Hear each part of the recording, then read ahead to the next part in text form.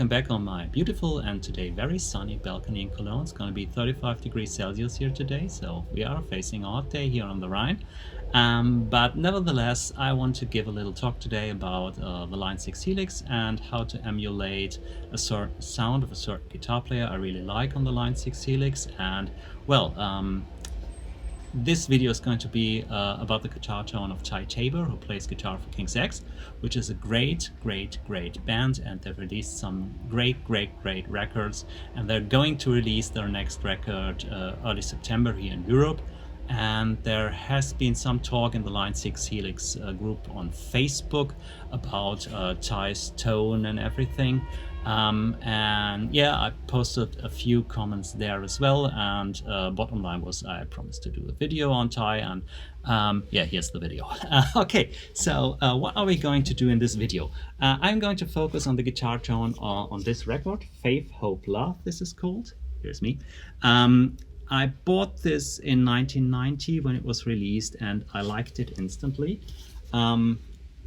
It's such a great record. I think it's their best, although some people might disagree. But yeah, I really was blown away about how unusual the music was in 1990, and about how unusual the guitar sound was in 1990. And yeah, there are great riffs and great solos on the record, and it showcases Ty as an excellent guitar player. Actually, mimicking his tone with the Line6 Helix was quite of a challenge and quite interesting. So it is justification for the video alone to show you how I did it, because the equipment I used was unusual. Even back in the day, it was unusual. He played a very unusual kind of guitar. He used a very unusual kind of amp. The amplifier Ty used is not in the Helix. So you have to always look for something which sounds similar and twist it, that it comes close to his sound. And I will, well, also explain certain strategies I have in emulating gear which is not in the Helix by gear which is in the Helix. Yeah, what is unusual about Ty's setup? Well, first of all, the guitar Ty used on the first King's X albums, also on Faith, Hope, Love, is a very unusual guitar. He played a Fender Stratocaster Elite. A Fender Stratocaster, of course, is a very common guitar, but the Elite version of it has active pickups, so you have the free single coils Fender Stratocaster has, but they're active, which is very unusual for a Fender Stratocaster.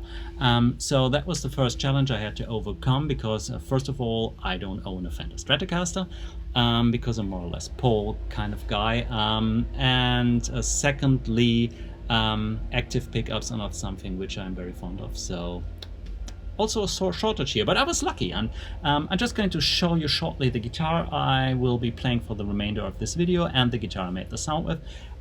It's my Godin Icon convertible. I'm going to show you the guitar here, and the reason I choose this guitar were the pickups, because nowadays Ty uses exactly these pickups in a signature guitar he's playing.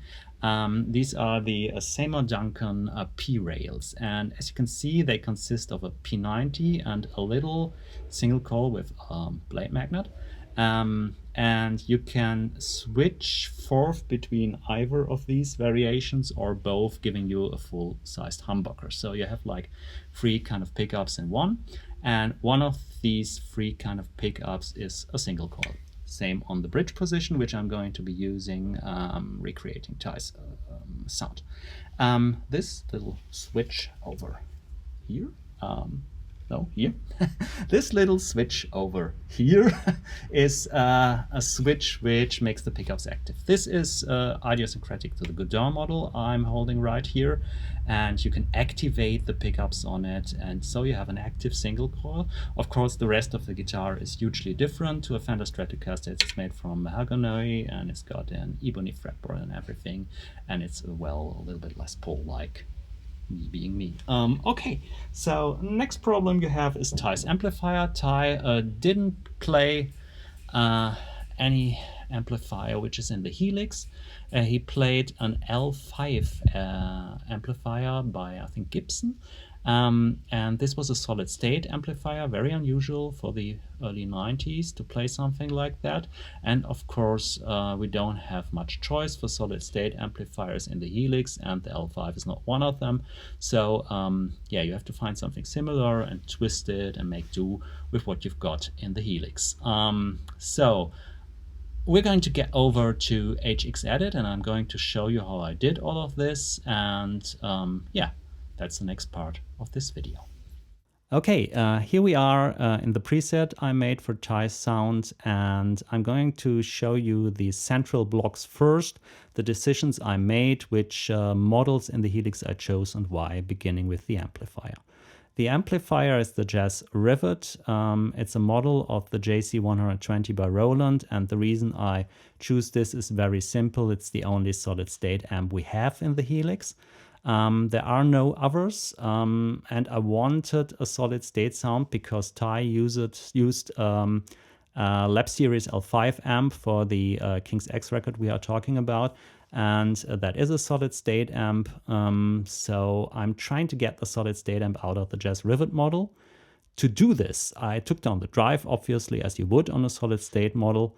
I dialed the bass a little bit lower than halfway because Ty plays in drop D, and the drop D tuning produces more bass, but I don't want the sound to get muddy. So I turn it just down a slight bit to prevent that from getting muddy. You see that I've scooped the mids here quite low at 2.4 because Ty has obviously that scooped sound, which was very popular in 1990, and I've left treble and presence mid or near to mid.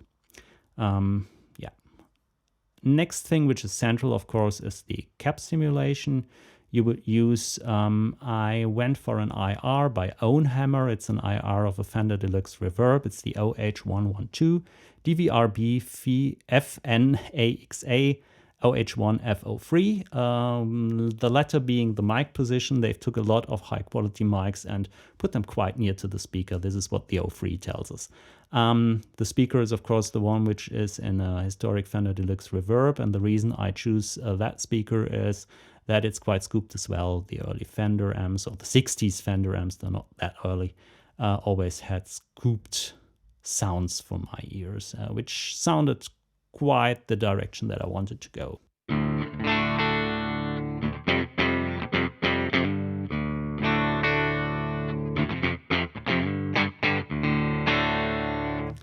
Nothing like the sound we are looking for because we don't have distortion. And of course, distortion is central to Ty's sound, so we skip over to the distortion block. I went for the Top Secret OD, and the Top Secret OD is a model of the DOD overdrive pedal, which in itself is a clone of the MXR distortion, made famous by Randy Rhoads and the like. And the reason I choose this is it has got a very grainy sound, always bass-like, and I think the texture of the distortion Ty used on the King's X record is also very grainy, bass-like. I think he used the distortion of his Lab Series L5 amp. At least I didn't get any other information on the internet. So I was trying to find a pedal which sounded likewise and trying out all the distortion pedals which come into question on the Helix. I got stuck with this one because of the texture of the distortion. And it came in very handy that it only has got 2 dials, gain, which controls the amount of distortion, which are set to 7.6, and the level. You don't have tone stacks here, so you can't mess around with your EQ, which is okay. If you turn it on and play a little bit, you see that a problem arises.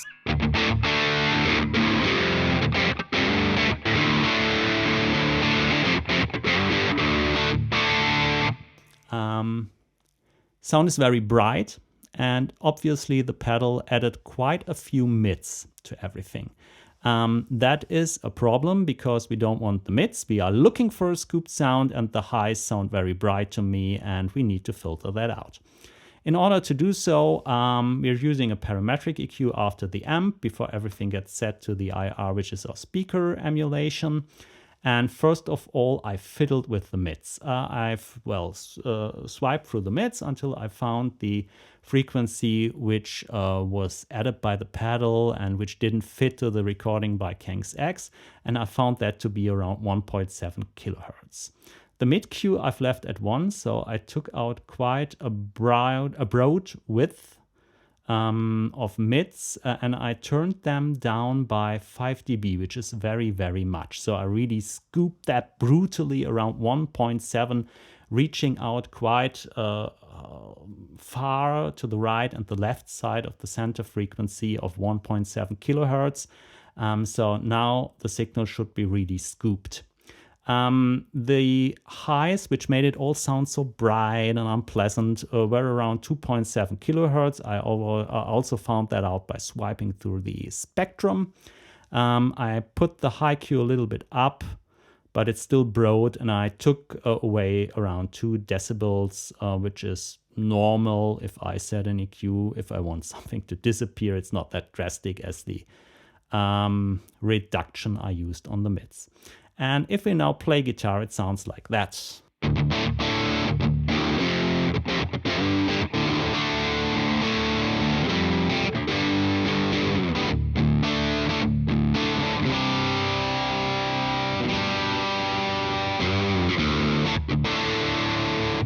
And now you see we've got the sound. We are there, yeah? That is the scooped yet fizzy, grainy distortion Ty employs on the King's X record. It sounds so cool. Now I was done with the basic sound, and I decided to add some extras for you guys. If you want to download all that stuff on Custom Tone and play around with it. We needed some modulation. Ty never, or only seldom, goes to perfect cleans. He uses the volume control on his guitar to dial back the distortion. And when he plays the cleaner parts, he employs a modulation effect. I went for chorus and flanger, but this is not specific about his sound. It was just mainstream stuff I added to make it chorus and flange-like. I'm going to show you the chorus. And I'm dialing back the volume on my guitar to get it cleanish.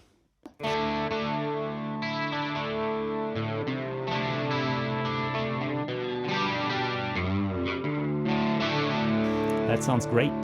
And we add a little bit of delay.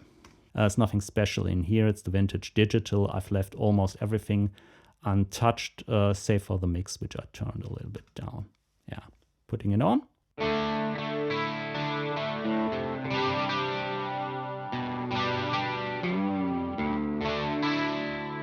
Sounds nice. Yeah, you see the room is trading and everything. If you want more delay, you can always turn that up here in the preset once you download it. Last thing I added was Dynacomp, a red squeeze, which is a model of an MXR Dynacomp in front in case you want the cleanish sound more compressed. Putting it on, it yields that.